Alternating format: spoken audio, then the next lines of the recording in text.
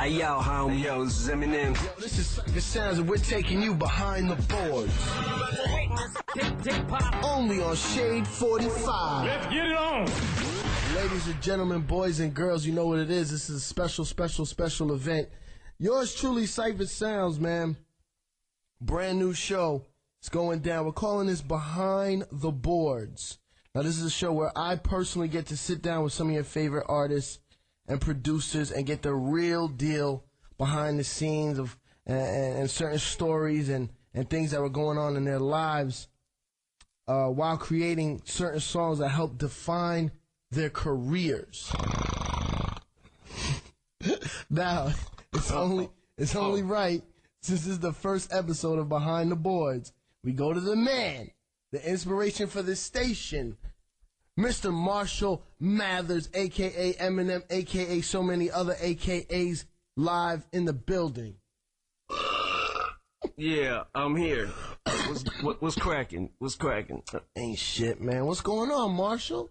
Nothing, just smoking a little something. Doing what you do, right? Doing what I do like I do when I do what I do, how I do. Now listen, we trying to make this interview something real special. I have a funny feeling. Something actually interesting, right? Yes. I'm gonna ask you like actual music questions.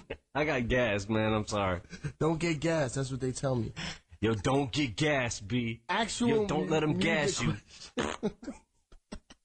I have a funny feeling that this is gonna go awry midway.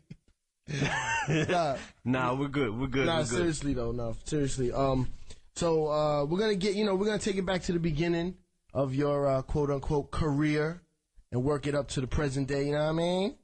I wouldn't exactly call it a career. Right. That's why I said quote unquote. Yeah, a fucking day job. Day job. Pretty much. Deja vu. Now listen. A deja vu. A deja vu. Deja vu. So listen, so let me take it back. I'm gonna tell you the days when I was working at Fat Beats Records here in New York City. The Slim Shady EP. Remember those days? The EP as opposed to the LP. Yes, 1997 is what I have here. Is that correct? That is correct. That's when it came out. We recorded it, I believe, in 96. Mm-hmm. And it came out in 97. So you consider that your debut album, even though what was there on there? 6 songs, 5 songs? Well, pretty much consecutively in 96 we had an album out, the Infinite album. So if you were to count those, which didn't sell nothing but, you know, maybe, I don't know, out the trunk, 100 copies. Nice. You know, nice. Yo, I was killing it. I was killing the shit in Detroit. Yeah, obviously out the trunk. That's what you do. So now, this fucking guy, yo, this fucking guy. Let's say I'm gonna talk about the song "Murder, Murder," right? Now, because a lot of songs you did on the Slim Shady EP, you redid for the LP, correct? Yeah, there was a lot of songs that some of the songs made it, some of the songs didn't. There was sampling issues and stuff like that. We couldn't clear certain samples and stuff like that. So, did you actually take the songs from the EP and just put them on the album, or did you remake them? Or we had to remake them and like do whole new beats to them. But so I like to kill people. Murder, Murder. That's actually one of the songs I want to talk about. I like to kill people. How old were you when you did Murder, Murder? I want to say 23. 23 when I recorded the song, and then by the time it came out, you know, around 23, 24 years old. What about it was getting like closer and closer to the deal with Dre. Like, you know, the more that, like, I went to the Scribble Jam in Cincinnati. I was just jumping in cars with people, like, no money in my pockets, just going wherever I could go. I went to the 97 Freaknik. Yeah. In oh, you Atlanta. went to Freaknik. Nice. Yeah, I went to the Freaknik. I went to How Can I Be Down in 97. Like, 97 was the year that I really started, like, making moves, you know. Excuse me. What about, what's the, when you did that song, 'cause, you know, it's a lot about robbing and stealing and flipping out. What was the inspiration for that song, Murder, Murder? I like to kill people.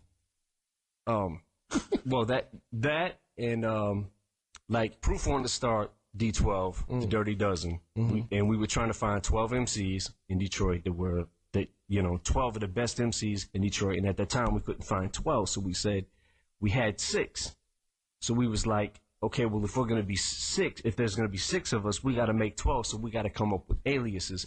So everybody came up with an alias, and my first alias was Billy the Kid, and it was on some like gunslinging type shit. So that's where the aliases come from, and Proof became Dirty Harry, and that was always his name. He stuck to that name as soon as he picked it up. So then it started to become like, when I heard Dirty Harry, I was like, I should be Billy the Kid. And then, it was on some Wild West shit. And then we was like, nah, let's fall back on the Wild West shit. Nah, let's. Good move. Good choice.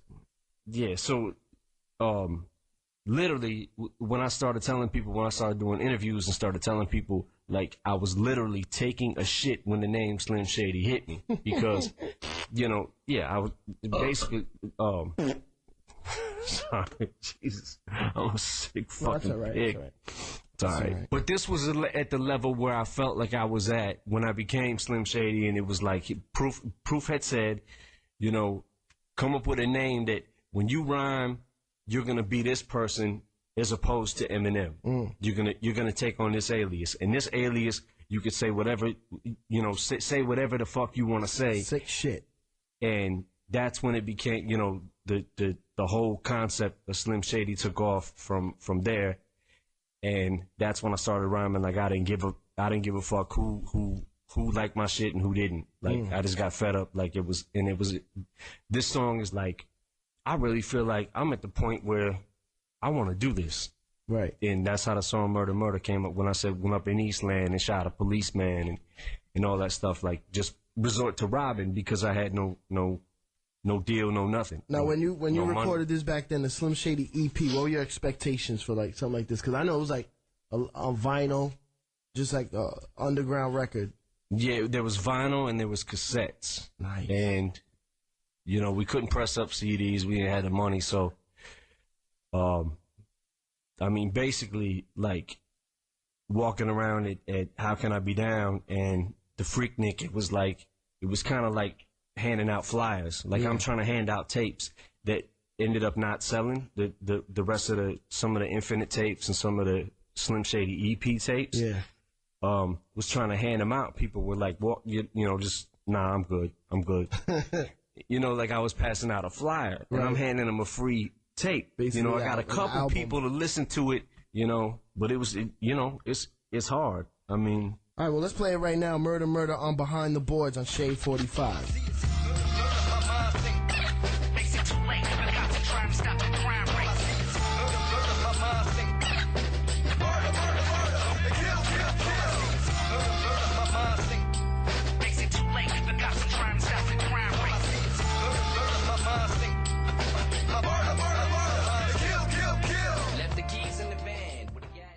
Welcome back, ladies and gentlemen, Behind the Board, Shade 45. That was Eminem, a.k.a. Slim Shady, Murder, Murder. A.k.a. Billy the Kid. Billy the Kid. Don't tell nobody that. You already told everybody. No. It's a conversation we're having. They hear this. No, son. Nobody listens to this station, okay? Listen. Listen. As you can see, the boss man is on the line with us. Marshall Mathers, a.k.a. Slim Shady, a.k.a. Eminem. Can we take it up? I'm going to take it up to the Dre days. Who's Dre?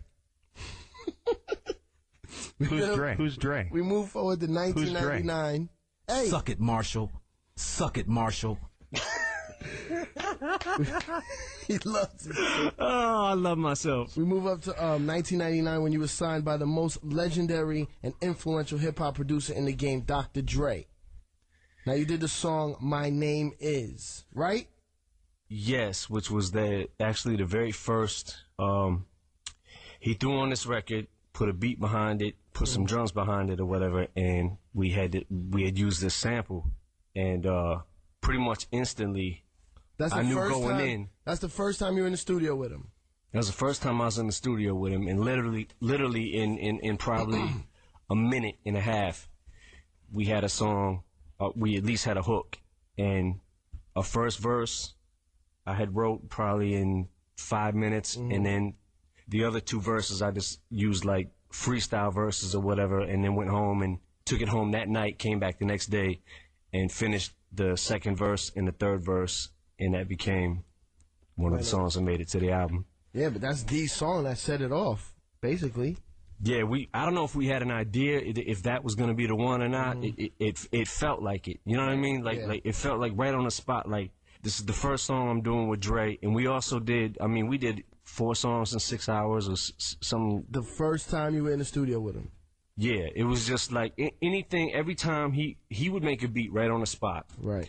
And I was like, I'm gonna either write a rhyme to whatever he's got to every beat that he comes up with, or I'm gonna have a freestyle that's already wrote that I'm gonna lay anyways over the beat. Right.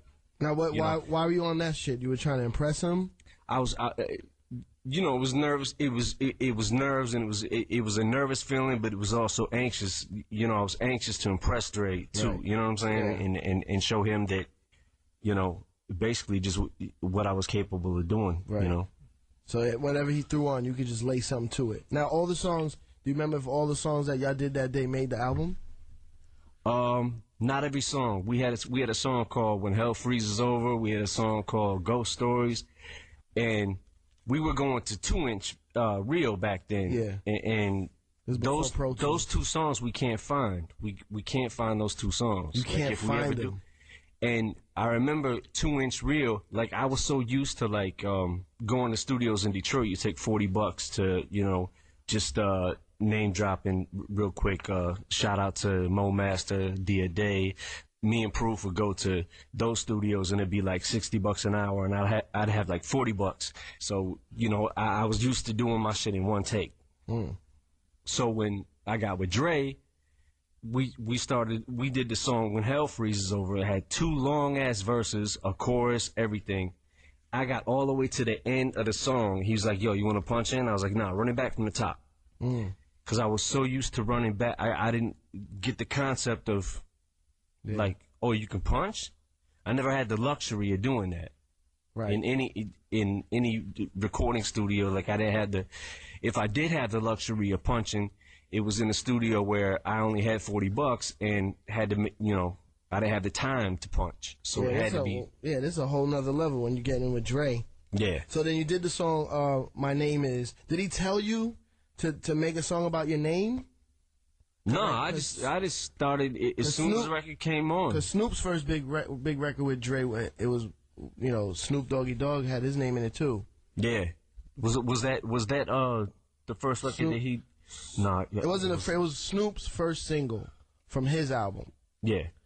What's my motherfucking name? Snoop Dogg. So I thought maybe Dre tells you, put your name in the hook. Or put no, I just kind of went, you know, as soon as the beat, it's like the beats, like I said in many interviews, it's like, if the beat don't talk to me, I'm not going to rap to it. But for some reason, there's certain beats, and there's a lot of Dre beats that instantly come on, and I think of the chorus right then and there. Like, it tells me what to say. And when that little, and you know, so happy, and I was like, "Hi, my name is Slim Shady." Yeah, you that's know, crazy right when there. I came up with when I did that, I got this, you know, he started laughing, and everybody was in the studio like kind of cracking up. Like, yeah, it fits so serious? Well. It fits so well though. Hi, my name is. My name is by the Slim Shady LP 1999. This is Behind the Boards. Shade 45 Cypher Sounds is here. Eminem is here. Hey, Em. Hi. How are you? My name is. This is an in-depth interview about songs that built your career, or made your career, or made you who you are in the industry today. There's a song on the Marshall Mathers LP, which is my favorite Eminem album, just in case anybody was wondering. I like the Billy the Kid LP. Fuck you, Paul. Sorry, go ahead. A song by the name of Stan. Remember that song? No. It was pretty good. Really long though, really long. I think there's like 8 verses to that song. I think there's 12. 4 of them we had to cut off. Because there was a verse where he got out of the water. You know, he escaped. And then came to my house to kill me. That's not nice. And then I had to, you know. Well, let me describe it for the people. I had to kill him first that might not know. when he broke in my house. And then I missed him, and he was in the hospital for like 3 weeks. And then he was pissed off that I didn't write him, you know, like get well cards and shit like that. So he came to kill me again, you know. And then the last verse, finally, I just blew his head off. And then, you know. I love you, Slim! 2000, your first album came out, multi-platinum, and then you had the, you know, the pressure of the sophomore album. Yeah, so, I was definitely, I never knew about the sophomore jinx until everybody started telling me, like, when you're doing a second album, like, I didn't know about a sophomore jinx until I started doing radio interviews and stuff like that. Yeah, especially if your first album's so successful. Yeah, and it was like, when I would get on radio, they would say, are you worried about the sophomore jinx? Are you worried about the sophomore jinx? And I'd be like, the sophomore jinx. And I was like, not really, because my album could tank or it could do well, regardless of what it does. I'm just gonna do me. Mm-hmm. I'm gonna keep recording the same music that, you know, and hopefully get better at it. The album definitely has a lot like a darker feel to it than the first one. And there's a song, like we said, the song "Stan," song produced by DJ Mark the 45 King, legendary producer in the game. He did a lot of Flavor Unit stuff, Latifah, Wild Pitch Records in the 80s and 90s. How'd you hook up with Mark the 45 King? Well, I got this beat tape, and I remember I was sitting in my car, and I just threw it in. It was the first song on the beat tape, and it was Dido. It was Dido singing, and then as soon as I heard what she was talking about, I instantly started thinking about a crazed fan, because I didn't realize that I was famous yet, like what the effect of fame had on me yet, because I was still staying at the same house that, you know, not the house that I grew up in, but a house in pretty much the hood. Right. You know what I'm saying? Like, even after the first album. Yeah. Like into recording the second album, you were there. I was actually staying at my ex-wife's mother's house. Nice. That's up in the fun. attic. Up in the attic. So kids all day would knock on the door. Yeah. And my thing was, I lived on the east side of Detroit, and she lived in Warren. So, you know, we used to go, like, meet each other halfway and go to whichever house, you know, we was going to or whatever. And, you know, these were people that were coming up to my door asking for my autograph that, like, when I'd be in her area, was playing catch, used to play catch with the football. You know what I'm saying? Like, I'm playing catch with these dudes, like, basketball at the basketball court, you know. When they like, asking for your autograph. Yeah, and I'm like, you know me. What are you talking about? You know me. Yeah. Now I'm famous, now I'm special? Right. You know what I'm saying? Like, I didn't understand the whole concept that just me being on TV made me a different person than what I was. Like, I couldn't grasp that concept until I had to put myself in someone else's shoes, or my own shoes. If I had met LL Cool J, which I actually did, I had got signed, I met Dre. That was a experience. A good experience, but a nervous experience. And I had actually, me and a girl from the Aftermath label were picking out clothes at a Foot Locker, and I saw LL Cool J, and I went right into fan mode. Like, just, I pictured like I had to bring myself back to that moment and remember, like, remember when you met Dre? Remember when you met LL? You know, but I wasn't like, yo, can I get your autograph? You know, I was trying to play it cool, but inside I was like, that's LL Cool J. But so when you heard, you know what I'm saying? Like, when you heard Dido singing, it was the actual beat for Stan, right? And then that part was sampled on it. Yeah. So you heard her singing and made you think of like a crazed fan. Yeah, but your picture on my wall and all that stuff, and I went back to like how crazy people were getting in the neighborhood and knocking on the doors and stuff like that, and right. Maybe my songs are you know, hitting people in a you know, maybe my songs are touching people because I like to touch people. Yeah, I heard that. Definitely like to, yeah, definitely like to touch people. So you wrote, Suck it, Marshall. You wrote. Did you write the record like right there? Like, have the concept at least right there when you heard the beat? Yeah, the concept came to me instantly, and then, you know, it was just like I wanted to write a letter, and I didn't mean for the song to be so long, but I don't really count bars and just go 16, 16, 16, and always do the standard. If I don't feel like I'm done explaining the story, then you keep going. Then I keep going. Yeah. You know, I'm not, you know, I just don't feel like one of those rappers that feels like, you know, you got to get to the chorus before you lose them. Yeah, but that song, because the chorus alone is already very long. Then you had 3 verses speaking in another person. Then you go into you answering the letter. So you're looking at about 22 minutes there, I think. Yeah. Oh, 22 minutes. The song was like 6.5 minutes long or something like that. Yeah, we play it on Shade all the time. I know the length well. When that song comes on, I know I can go to the bathroom when Stan comes on. You know the length really well, huh? Suck it, Marshall. It's going down behind the board. Shade 45, Cypher Sounds. Eminem, Marshall Mathers is here, ladies and gentlemen. As you can see. Let me switch gears a little bit, Marshall. Hey. Yeah. Hey.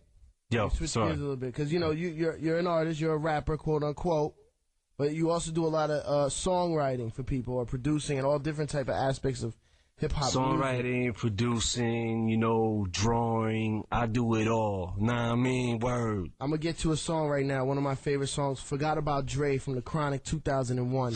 You actually wrote that song, correct? Yeah. I remember, you know, when Gigawatt came out. Yeah. And he had that flow. You know, I wanted to do something that was double time to show that, like, it was one of those things that trying to prove yourself, like, everywhere I went, I felt like I was constantly having to prove myself because of, you know, because of the color of my skin, and or the absence of color.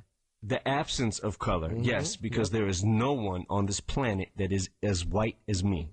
Okay, let's get that for one thing. So that worked against me. Yeah. At first, like, so you wanted to do it always worked against me. Jigga had the double time bouncy on Jigga What Jigga Who. Did you already have the beat though?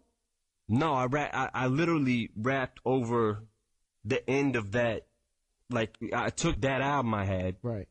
I took it. I was listening to it in the headphones over and over and over, and I would just rewind to the end of the beat and just use that, because I couldn't rap, like, you know, the words when he was rapping was throwing me off with trying to write my own words. So just at the end, there's a little piece of the beat of Jigga. Yeah, there was a piece of the beat there. So I just, you know, what I wanted to show was, like, versatility. Like, I could do, you know, prove myself as authentic as I could be. Like, I could do this style, I could do this style, I could do this flow, I could do this, I can do this. But Dre had asked you to write something for him already, or you were just you started writing that for him, or you were writing a verse for yourself?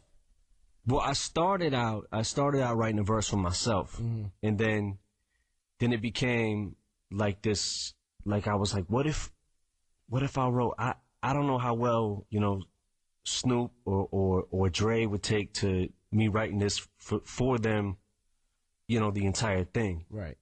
But originally, I had planned to see if Snoop would do the chorus. Like, I thought it would be crazy if, like, I had the middle verse, Snoop did the chorus, you know, because I felt like I was the new cat. Like, Snoop and Dre are like the dynamic duo. Yeah, of course. You know what I'm saying? Like, of course. So I couldn't do anything to take away from that. So what I was trying to do was see if Snoop would get involved with the record, and but after I did it, the hook that's on there now, you wanted Snoop to say that? Yeah. Okay. And like, I was trying to, like, when I wrote for Dre, you know, Dre has a deeper voice, so when I laid the vocals, like, I laid them in a lower tone. So, you know, I didn't lay them like, you know, my voice was crazy back then. And I told Dre, I said, Dre, I don't know how, if you listen to the Slim Shady EP, my voice was deep. Like, I started discovering that, that's when I really started to discover my voice, because on the Infinite album, everyone said I sound like Nas, I sound like AZ, I sound like a New York rapper. So I started doing records to deepen my voice, to make them deeper. Right. And then the next thing you know, Dre had me do Role Model, was another song we did that day at his house. And he had me screaming that, "Don't you want to grow up to be just like me?" And somehow from then on, I started screaming all my records in this crazy, you know. Yeah, I remember those days. I remember those days. But if you listen to like the Wake Up Show, like old stuff I did from the Wake Up Show, like my voice is deeper then. So, you know, it's funny. I was talking to Dre once, and I was like, you know, it's your fault that my voice got that high. I was like, because you made me start doing shit like that. Because Dre would get me to do, like, you know, start screaming these records and like bring this crazy, like, psychotic part out of me, which was fun at first. But when I look back on it now, I'm like I shriek sometimes when I hear some of them old, not that record, but when I hear like some of the old freestyles I did and stuff like that, I'm like, ugh, like why was I rapping like that? So you had to go. So you was writing this song, and you had to go back to a deeper voice. Yeah, I went to lay it for Dre. For Dre to give him basically a guideline to follow, deepen my voice, and then try to do my best Snoop, you know, impression. Right, for the hook. And it ended up being the hook. Dre was like, everybody I played it for said it sounded straight. And I was like, are you sure? I was like, can I relay it then? Did you tell Dre to make like a double time beat, or it just happened to work out that he had that beat and then you already were kind of writing to that other beat? No, I just happened to write to the Jay-Z beat, and then came to the studio with that idea. Right. Like, yo, what if we did a bounce thing? And there were certain people in the studio that didn't think Dre could rap like that. Right. Like, didn't think he could pull it off, and he pulled it off. No, so he definitely pulled it off, man. Let's actually listen to it right now, because I definitely want to ask you about working with Dre and stuff. Well, Dre the Up in Smoke tour and recording on that 2001 Chronic album. And for some reason, every time I would see him, he'd always be like, "Suck it, Marshall." And I never knew what that meant. You know what I'm saying? How did it go? What did he say?